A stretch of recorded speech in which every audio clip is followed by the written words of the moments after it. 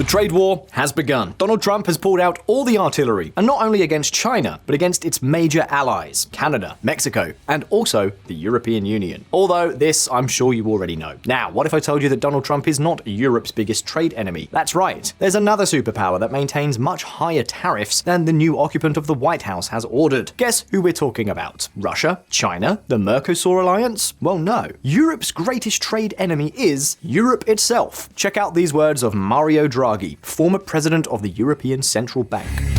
Forget the US. Europe has successfully put tariffs on itself. EU's long-standing inability to tackle its supply constraints, especially its high internal barriers and regulatory hurdles. These are far more damaging for growth than any tariffs the US might impose, and their harmful effects are increasing over time. Just as you heard, on paper, the European Union is a single market, a region where goods and services can move without any barriers. In practice, well, each member state has its own tricks for closing its borders to other allies, and believe me, the effect these tricks have on trade is far more damaging than any tariffs the US could put on them. Want an example? A study by the International Monetary Fund calculated that regulatory barriers to services are actually a tariff of more than 100% for the rest of the member countries. Yes, that's what I said. 100% tariff on all services. But let me give you another example.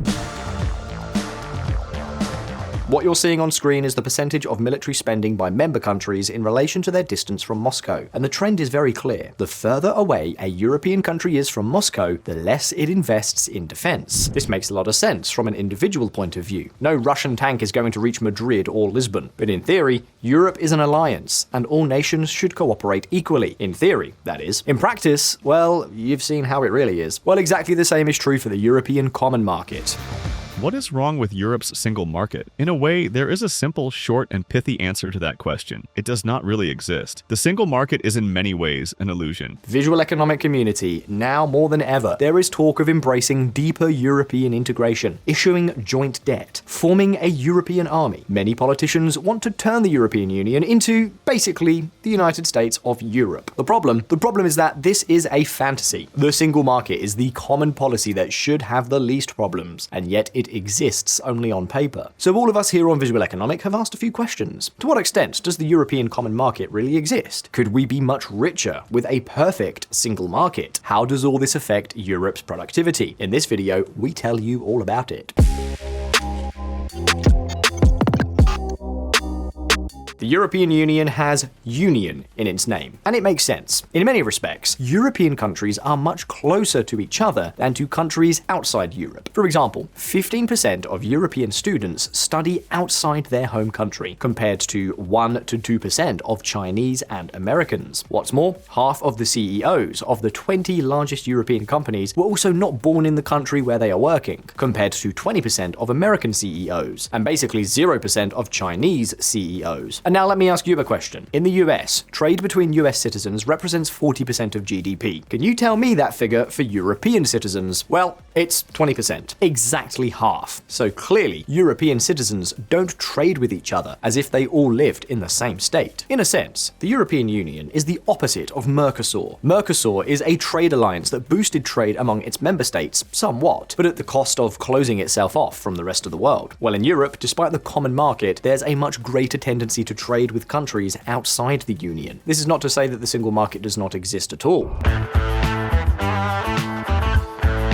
Since its founding, this policy is estimated to have boosted trade within Europe by 63%, which is not crazy, but it's not too bad either. Even so, there's still a long way to go. Take a look at this map. It illustrates the expenditure of each European region on Catalan products from the northeast of Spain. If a single market really existed, geographical distance would be much more important than political distance. Yet, an Andalusian in the very south of Spain buys many more Catalan goods than the French neighbors bordering Catalonia. And while it's true that the Pyrenees are in the way, Catalonia has access to the sea, and we don't see more trade with other non-Spanish coastal cities either. The bias is very clear. And take note, because we've just shown you a map of trade in goods, but not all sectors are the same. In some, such as agriculture, trade has increased by 400%, but in others, such as services, it has been 0. And we come back to what we told you before. According to the IMF, trade barriers between EU member states are equivalent to a 110% tariff on services, while for goods, we're only talking about 45%. And the worst thing is that both types, both goods and services, have tariffs much higher than those that the US has within the country. For services, for instance, the average is 100 times higher, and there are many services that have barriers up to 200 times higher than those in the US. In particular, everything related to hospitality, real estate, social assistance, and construction has obstacles that double the costs when moving from one border to another. And believe me, there are some truly odd ones, to put it mildly.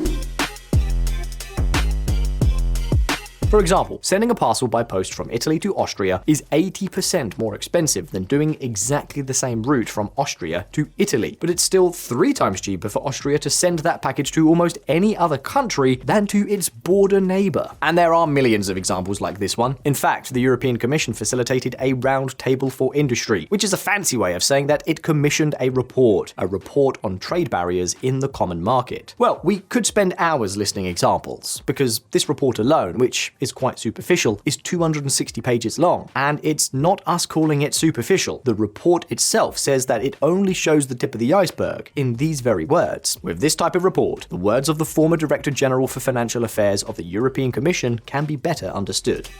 We are going to live in an age where protectionism is fashionable again. The last thing we need is national protectionism in the EU. And friends, the problem of there being a real single market goes far beyond having to pay a little more when ordering a package on Amazon that has come to us from Germany. It also works as an economic brake, a mortal stab at European productivity. The reason? Because this fragmentation breaks down economies of scale. For instance, in China, a telecommunications company serves some 400 million people. In the US, 100 million. And in Europe, the average size is 5 million. But that's not the worst of it. One of Europe's biggest problems is its inability to grow its companies. Contrary to what it may seem, in Europe there is entrepreneurship and many new companies are born, but they quickly stagnate. A company over 25 years old in the USA has on average 80 employees, 4 times more than a similar company in Europe. In short, Europe needs to get its act together. Without a true single market, no other European proposal will be able to work 100%. And if Europe wants to be a dominant power again, the first thing it should do is to start working as a united bloc. Canada is already taking note. And yes, we're talking about Canada because their situation is even worse than the European one. Not having a single market between countries of the same union. Look, it's wrong, but it's understandable. Meanwhile, Canada doesn't even have a single market between its own provinces. This explains the following words of Justin Trudeau. It's about time we had genuine free trade within Canada. Now, internal trade is something that we've been talking about, and quite frankly, the business community has been talking about for decades, as we have to move forward on it. It's no joke. One study estimates that the damage from these internal barriers reduces Canadian GDP by 4%, equivalent to an average tariff of more than 20%. But the funny thing is that in Canada, there are 2 major free trade agreements between the provinces, one from 1995 and one from 2017. But in practice, neither is enforced. We're telling you this to give you another perspective on how harmful a similar regime is in Europe. In fact, there is a very, very similar issue: regulatory barriers to services via licenses.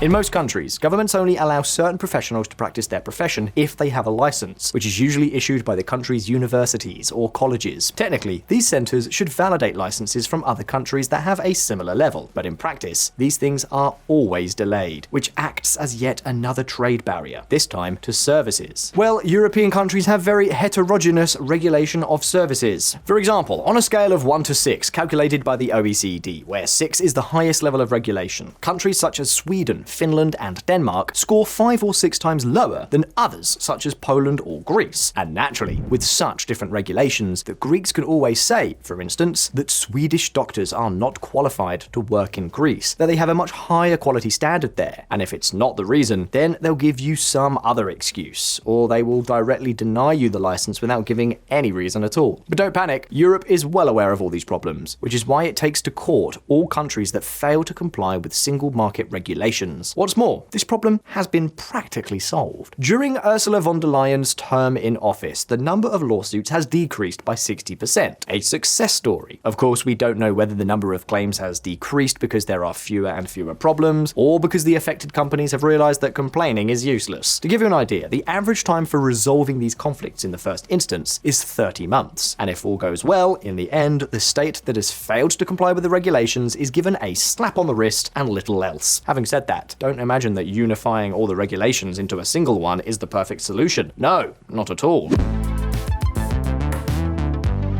Have you ever tried using the internet in Europe? Are you familiar with the cookies that you have to accept 500 times every time you browse? Well, they are the result of a regulation that we could say is a completely European regulation, the Data Privacy Law. The problem is that this law is awful, but since it applies to all states, then none can escape. And don't think I'm exaggerating. The cookies thing may seem silly, but econometric studies have estimated the impact of this law, and it's terrifying. Due to cookies, internet traffic in Europe has fallen by 10 to 15%. The market has become highly concentrated, as the launch of new applications in the Play Store fell by half. In total, it's estimated that this law generates a cost overrun of $1.3 million for small companies and more than $70 million for large companies, among other reasons because it increases the cost of storing data by 20%. The solution is a common market. Yes, but one with a head. Donald Trump is dangerous enough for Europe without Europe shooting itself in the foot. In conclusion, European politicians talk about the unity of Europe and that the current situation is a wake-up call, but in practice, even the simplest and most effective policy of all is not well implemented. Because yes, all policies related to making more Europe are controversial, from the issuance of Eurobonds to the European army. But the common market, this policy benefits virtually everyone. No member state loses out, but the small lobbies that would be harmed are strong enough that there is no common single market. And if we are not capable of carrying out the simplest and most economically efficient policy, can you tell me what we can expect from the rest of the initiatives?